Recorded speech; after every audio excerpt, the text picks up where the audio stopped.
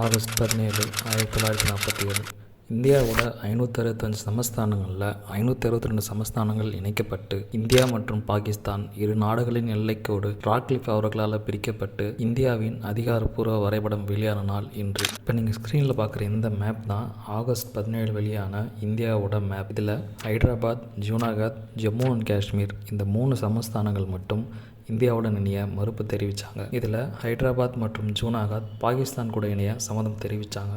Jammu and Kashmir தனி நாடாகவே இருக்க விரும்பினாங்க. ஹைதராபாத் மற்றும் ஜூனாகத் பாகிஸ்தான் கூட இணைய விருப்பம் தெரிவித்ததை தெரிஞ்சுக்கிட்ட சர்தார் ஹைதராபாத்தை ஆப்ரேஷன் போலோ அப்படிங்கிற இராணுவ நடவடிக்கை மூலமாகவும் ஜூனாகத்தை பொது வாக்கெடுப்பு மூலமாகவும் இந்தியாவுடன் இணைத்தார். 1947 அக்டோபர் மாதம் பாகிஸ்தான் காஷ்மீர் மீது போர் தொடுத்ததை அடுத்து காஷ்மீர் மன்னர் ராஜா ஹரிசிங் இந்தியாவுடனான இணைப்பு ஒப்பந்தத்தில் கையெழுத்திடுறாரு. இதன் மூலமாக ஜம்மு அண்ட் காஷ்மீரும் இந்தியாவுடன் இணைக்கப்பட்டது.